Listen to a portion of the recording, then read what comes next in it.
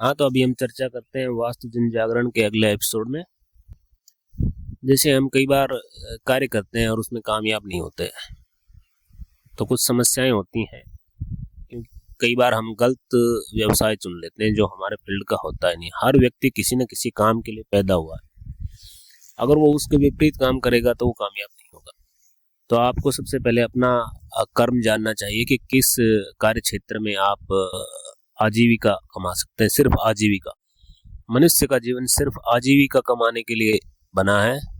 ये महल कोठियां 99 का गेम जो है ना, एक के बाद एक, वो करोगे तो मानसिक बीमार हो जाओगे।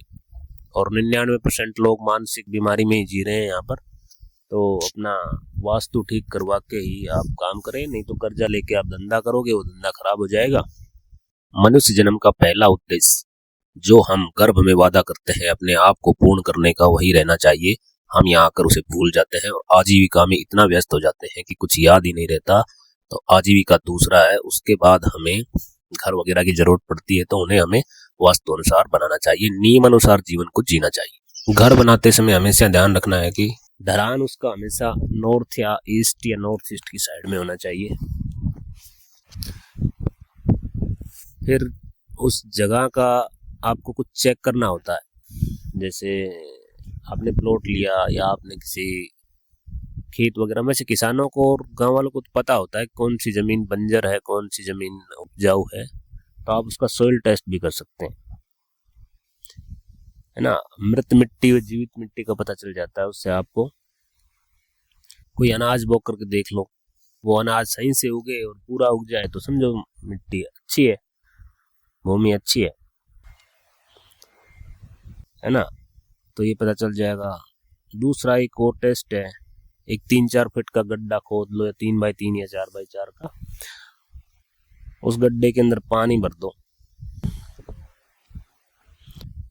अगर वो पानी सारा सोख ले तो ये मिट्टी थोड़ी सी खराब होती हो, और उसमें पानी बच जाए तो मिट्टी जमीन अच्छी होती है। लेकिन ये जमीन के ऊपर फर्क पड़ता है। जैसे बालू में करेंगे आप तो सारा सूख ही जाएगी, इसका मतलब ये थोड़ा ना कि वो खराब है, खराब नहीं है। तो ये टेस्ट करा जा सकता है कुछ जगहों पे, लेकिन हर जगह के लिए सूटेबल टेस्ट नहीं है ये। हाँ, दूसरा इसमें ये हो सकता है कि जो मिट्टी आपने इस गड्ढे में से खोद दी उसको वापस दोबारा भरेंगे, अगर वो मिट्टी कम पड़ जाए तो समझना कोई खराबी है वहां पर। और मिट्टी बच जाए उस गड्ढे में, मतलब भर भी लो और मिट्टी भी बच जाए, वो उत्तम मिट्टी या जमीन होती है वहां।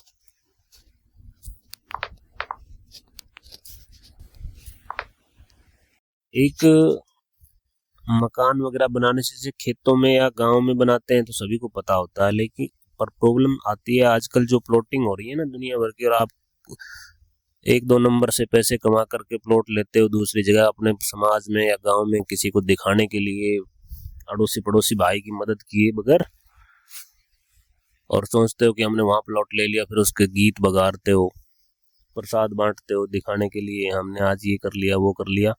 तो वो कई बार तुम्हारे नुकसान के बहुत बड़े कारक बनते हैं, क्योंकि तुम्हें पता नहीं होता कि वहाँ उस जमीन में क्या था क्या नहीं है।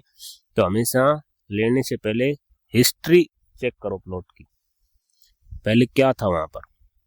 जैसे कोई हॉस्पिटल बना हो पहले, बाद में वो समतल हो गई, वो प्लॉटिंग कर दी हो प्रॉपर्टी वालों ने, दलालों ने मतलब। दूसरा शमशान बना हो कभी पहले, तो वहाँ भी प्लॉटिंग हो जाती है। कब्रिस्तान हो, कोई केमिकल फैक्ट्रियाँ वगैरह हो, या किसी भी तरह की कोई भी नेगेटिव ऊर्जा से जुड़ा क्षेत्र हो, वहाँ पशु दबाए जाते हों, बच्चे दबाए जाते हों, ऐसी जगह पर आपने अगर प्लॉट लेके बना लिया तो तुम्हारा बुरा समय चालू हो गया, ये समझो। उसके बाद में क्या होता है कि नीचे मिट्टी में या जमीन में कुछ हड्डियां वगैरह मिलती हैं, कई बार कहते हैं ना दबाई हुई, उसका भी ध्यान रखना चाहिए।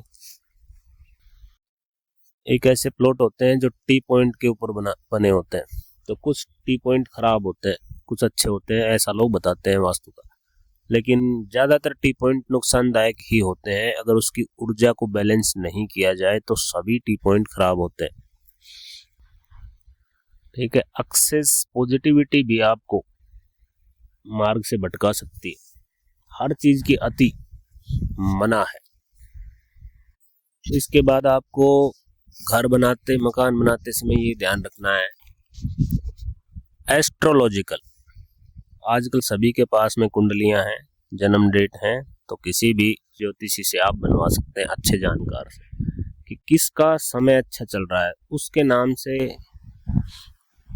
उसी दिशा में जो उस व्यक्ति को सूट करती है, हर व्यक्ति के लिए अलग अलग दिशाएं होती हैं, ये ध्यान रखें। उसके हिसाब से गेट निकाले जाते हैं, वो कभी बाद में बताएंगे। लेकिन आपका जिसका समय अच्छा चल रहा हो उसी के हिसाब से मकान बनाना है, नहीं तो फिर दिक्कत हो जाएगी।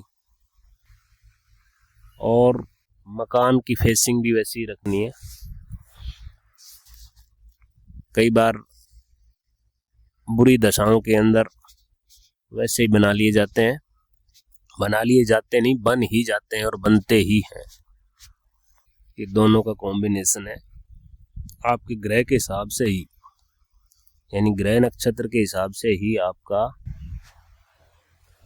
वास्तु काम करता है, चलता है। तो इसको सुधारने के लिए, मान लो आपको पता चल गया ज्योतिष के माध्यम से, तो आप उसे ठीक कर सकते हो वास्तु के माध्यम से। वास्तु एक सॉल्यूशन है, समाधान है। ठीक है, और बाकी के ज्योतिषी उपाय कराते हैं वो भी सॉल्यूशन ही है, वो भी कर लो, ये भी कर लो। ग्रह नक्षत्र पंच तत्व बैलेंस हो जाएंगे तो वास्तु ठीक हो जाएगा। बाकी कर्म तो आपको करना ही पड़ेगा, कर्म भी उतना करना पड़ेगा जितने के लिए आजीविका चले। ये नंबर गेम में बीमार हो रहे हो ना, ये कोई भी वो नहीं है। और इसमें बीमार होते रहो तो होते रहो, एंड में पता चलेगा यार जीवन भी बीत गया और कुछ मिला भी नहीं। जो मिला था और जिनके लिए हमने करा था उन्हीं से पीड़ित हो गए। अभी आप अपने घर में, पड़ोसी में, सब जगह देख सकते हो, हर तीसरे घर में यही प्रॉब्लम चल रही है।